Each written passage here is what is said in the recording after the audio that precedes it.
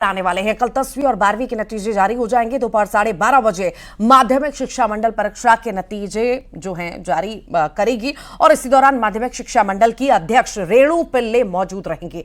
और इस बार यह भी रहेगा कि शिक्षा मंत्री कार्यक्रम में शामिल नहीं होंगे। लोकसभा चुनाव को लेकर आचार संहिता लगी हुई है और इसी लिहाज से मंत्री नतीजों को जारी नहीं करेंगे।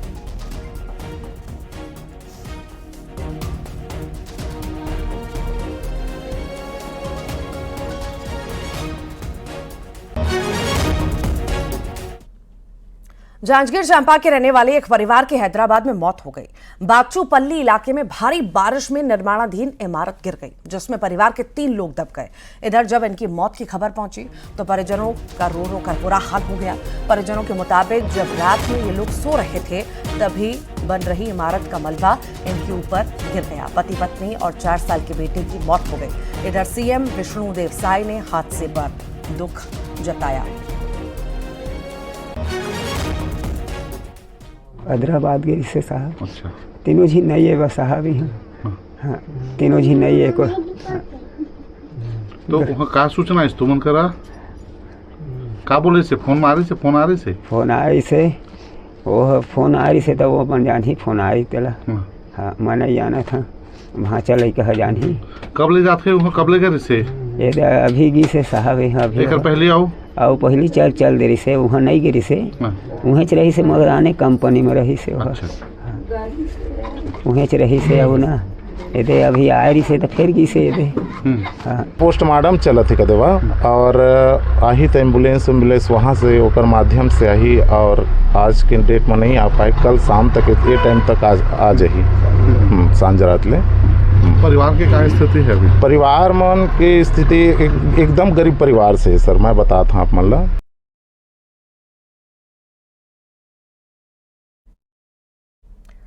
सीएम ने भी मौत पर दुख जताया है। उन्होंने सोशल मीडिया एक्स पर लिखा, हैदराबाद के बाचूपल्ली इलाके में भारी बारिश के चलते निर्माणाधीन इमारत के गिरने से जांजगीर चांपा जिले के 3 लोगों सहित ओडिशा के 7 मजदूरों का निधन हो गया।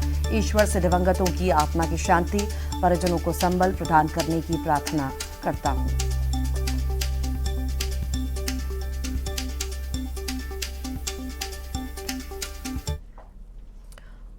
और चलिए बात करेंगे महासमुंद की, जहां पर नशे पर शिकंजा कसा गया है। 19 लाख का डोडा बरामद किया गया। पुलिस ने एक आरोपी को भी गिरफ्तार किया है। ट्रक से डोडा की तस्करी हो रही थी। आलू की बोरियों में छिपाकर तस्करी की जा रही थी। ओडिशा से राजस्थान ये डोडा ले जाया जा रहा था। सिंगोड़ा थाना क्षेत्र का ये मामला बताया जा रहा है।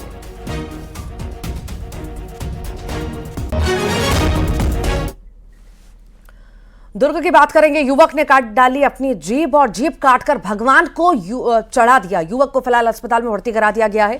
अंजोरा चौकी पुलिस जांच में जुटी है। दुर्ग जिले के ग्राम धनौत की यह घटना बताई जा रही है, जहां पर अपनी जीभ काट ली युवक ने और भगवान को अर्पित कर दिया।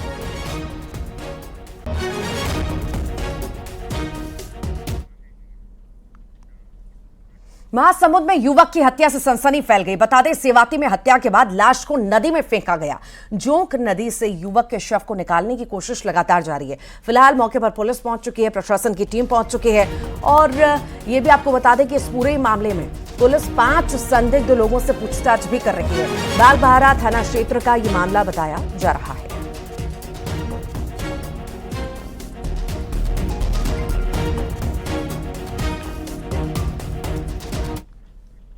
बीजापुर से खबर है, जहां वन विभाग ने बड़ी कार्रवाई करते हुए अवैध सागौन को जब्त कर लिया है। दरअसल मुखबिर की सूचना पर वन विभाग एसडीओ ने एक टीम बनाई थी। टीम ने 2 संदिग्धों के घर दबिश दी। 2 लाख रुपए के 255 पीस अवैध सागौन को जब्त किया। इसी के साथ ही 2 आरोपियों को मौके से पकड़ा भी गया।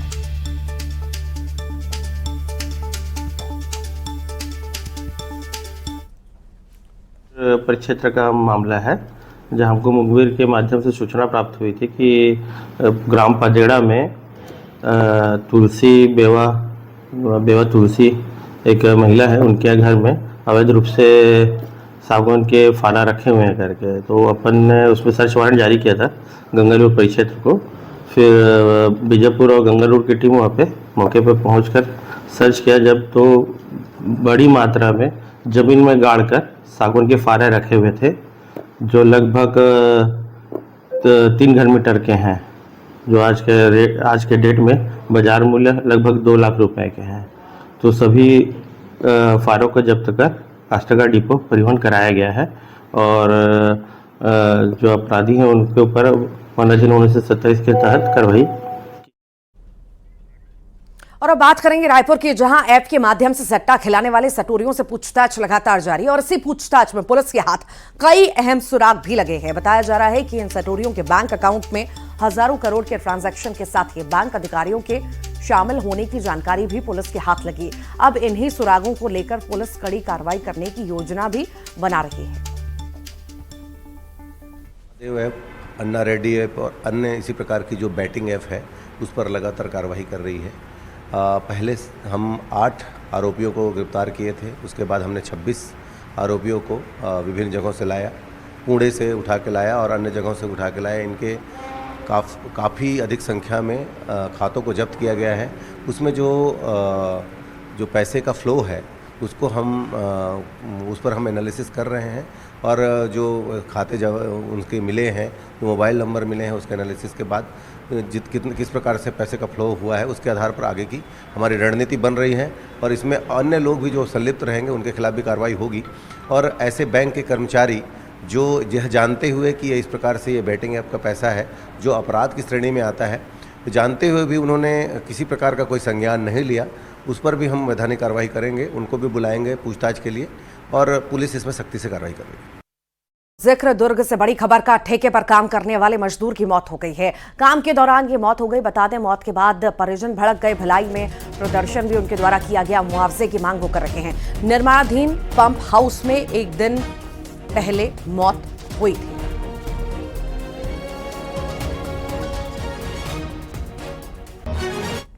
खबर दंतेवाड़ा से है, जहां 3 नक्सलियों ने सरेंडर कर दिया। लोन वर्राटू यानी कि घर वापस आई अभियान से प्रभावित होकर आत्मसमर्पण किया। इन्होंने हिंसा की राह को छोड़कर लोकतंत्र और संविधान में विश्वास जताया। सरेंडर करने वाले नक्सली मलांगेर एरिया कमेटी में सक्रिय थे। अब तक लोन वर्राटू अभियान के तहत अब तक 180 इनामी नक्सली सहित कुल 799 नक्सली सरेंडर कर चुके हैं।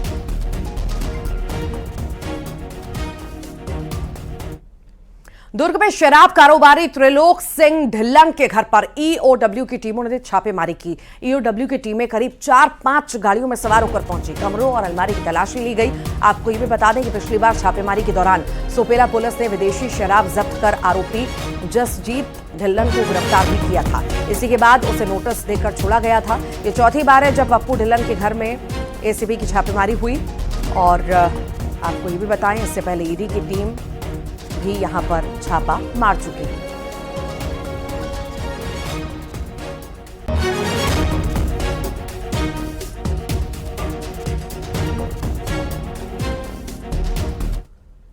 सूरजपुर से बड़ी खबर है। ससुराल में विवाहिता की मौत के बाद पुलिस ने आरोपी पति को गिरफ्तार कर लिया है। पति के दूसरी महिला के साथ अवैध संबंध का पत्नी विरोध करती थी। पति ने गला दबाकर पत्नी को मौत के घाट उतार दिया। मृतका के मायके के लोगों ने शव लेकर थाने में प्रदर्शन भी किया। झिलमिली थाना क्षेत्र के करौंदा मुड़ा गांव का ये मामला है।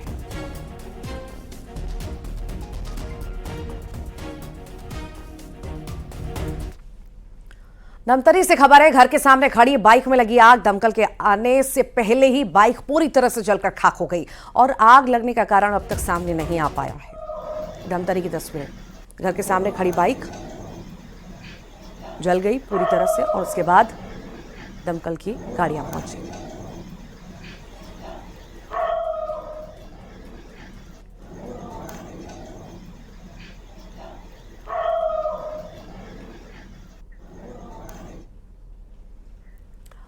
नारायणपुर में नक्सलियों की कायराना करतूत देखने को मिली है। नक्सलियों ने यहां पर ग्रामीण पर हमला कर दिया, सिर पर कुल्हाड़ी से वार किया। ग्रामीण को मृत समझकर वहां से नक्सली भाग निकले। ग्रामीण पर पुलिस का मुखबिर होने का भी शक था। घायल ग्रामीण को जवानों ने अस्पताल में फिलहाल भर्ती करवा दिया है।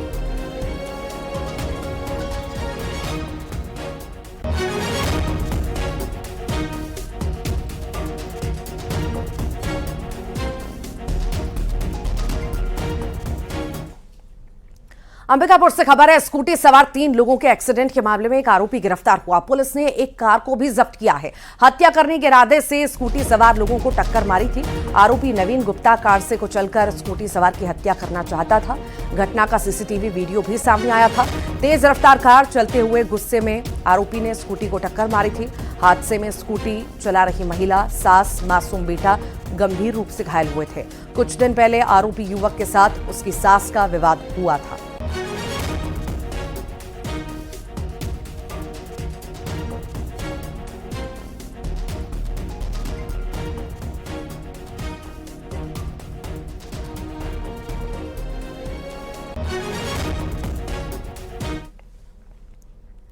सीएम विष्णुदेव साय ने प्रदेश की सभी 11 की 11 लोकसभा सीट पर बीजेपी की जीत का दावा किया। उन्होंने कहा कि कांग्रेस के पास कोई मुद्दा नहीं है। चुनाव में कांग्रेस की और ज्यादा दुर्गति होने वाली है। ईवीएम पर दिग्विजय सिंह के बयान पर सीएम साय ने कहा कि जब हारते हैं तो ईवीएम पर ठीकरा फोड़ते हैं, जब जीतते हैं तो सवाल नहीं उठाते।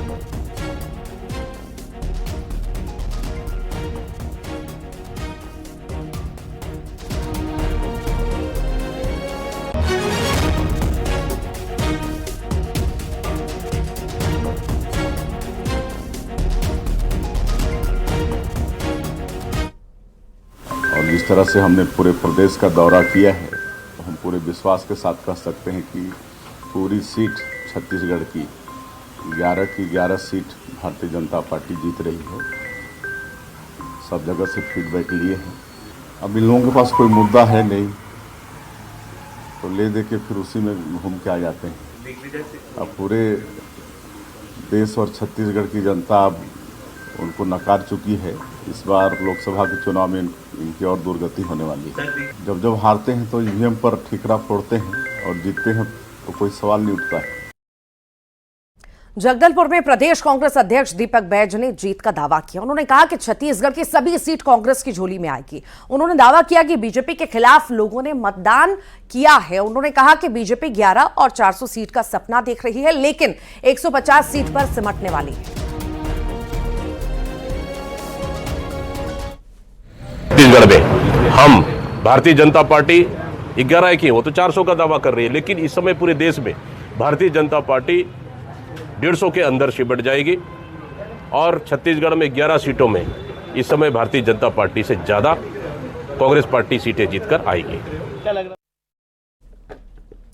और वहीं आपको बता दें कि डिप्टी सीएम विजय शर्मा ने भी दावा किया कि छत्तीसगढ़ में बीजेपी 11 की 11 सीटें जीतेगी। उन्होंने कहा कि जनता को मोदी जी की गारंटी पर भरोसा है। कांग्रेस प्रत्याशी विकास उपाध्याय के निर्वाचन अधिकारियों पर बीजेपी के पक्ष में मत करवाने के आरोप पर विजय शर्मा ने कहा कि ऐसी संस्थाओं पर आरोप लगाना ठीक नहीं।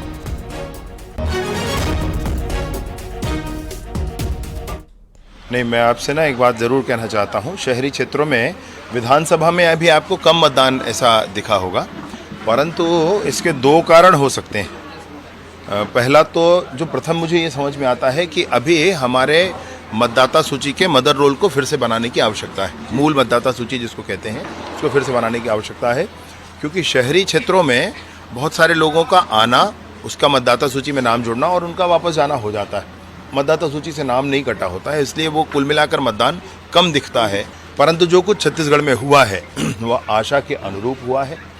मोदी जी को वोट देने के लिए माताओं बहनों ने आगे आकर के मतदान किया है और छत्तीसगढ़ में 11 की 11 सीटें निसंदेह अब भाजपा जीतेगी। नहीं, आरोप लगा देना एक अलग बात है। भाजपा की तो 3 बार की सरकार थी, फिर इनकी सरकार आई थी, तब नहीं लगाया कोई आरोप। अभी 3 महीने में भाजपा की सरकार आए हैं तो आरोप लगाना शुरू कर दिया। तो अब लगाते भैया कि हमारे पक्ष में मतदान करा दिया इसलिए हमारी सरकार बन गई करके। जो तटस्थता है प्रशासन की, उसको बने रहने देना चाहिए उसको। ऐसे पिछली बार भी यूपी में काबा ये चला था और भूपेश बघेल जी गए थे तो यूपी में 2 बार हुआ था। तो इस बार भी अगर वो यूपी जा रहे हैं तो ऐसा ही कुछ भाजपा के लिए शगुन होने वाला है। और मैं सोचता हूं कि उनकी छवि के साथ जब वो जा रहे हैं तो शायद देखिए क्या होता है, परंतु जनता में तो कुछ नकारात्मक। और इधर प्रदेश के गृह मंत्री विजय शर्मा के बीजेपी के 400 सीट जीतने के दावे पर कांग्रेस ने पलटवार किया। कांग्रेस संचार प्रमुख सुशील आनंद शुक्ला ने कहा कि विजय शर्मा भले ये बयान दे, लेकिन अब बीजेपी भी 400 पार की बात नहीं करती। साथ ही उन्होंने दावा किया कि बीजेपी 150 पर सिमट जाएगी। शर्मा जी चूंकि भारतीय जनता पार्टी के नेता हैं, मोदी जी ने 400 पार का नारा दिया है तो उस गुणगान को करेंगे, स्वाभाविक है। लेकिन अब तो मोदी जी भी 400 का नारा बोलना बंद कर चुके हैं और भारतीय जनता पार्टी को इस बात की हकीकत पता लग गई है कि वो बमुश्किल से 150 सीटें उसकी आ रही है। सुकमा में 7 नक्सली गिरफ्तार हुए। गिरफ्तार नक्सलियों में 2 हार्डकोर नक्सली हैं। 2 नक्सलियों पर 1-1 लाख का इनाम भी था। भारी मात्रा में विस्फोटक बरामद हुआ है। चिन्ना बोड़केल के जंगल से गिरफ्तारी हुई थी।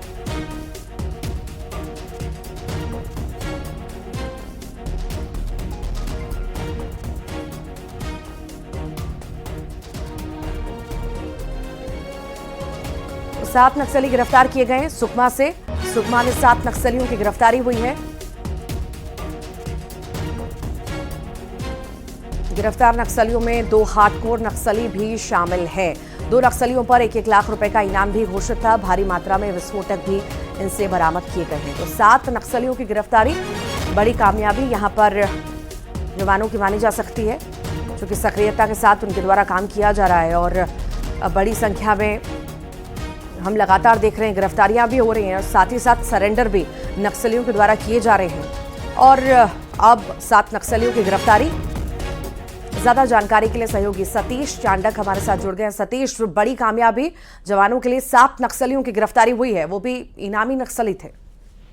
जी, आपको बता दूं कि लगातार जो है नक्सलियों के खिलाफ में जवानों का ऑपरेशन जारी है और इसी सूचना पर जो चिंतागुप्ता थाना क्षेत्र के चिन्ना बोर्ड के इलाके में जवान ऑपरेशन पर निकले थे। उस दौरान जो है 7 नक्सलियों को गिरफ्तार करने में कामयाबी मिली है, जिसमें 2 नक्सलियों पर जो है इनाम भी घोषित है और लगातार नक्सलियों के खिलाफ में ये कार्रवाई चल रही है, जिसमें 7 नक्सली है उस इलाके में काफी सालों से सक्रिय थे और उनसे काफी सूचनाएं भी मिली है, जिसके मद्देनजर आने वाले दिनों में जवान जो है ऑपरेशन करेंगे। जी ठीक, बहुत बहुत शुक्रिया सतीश जानकारी को साझा करने के लिए।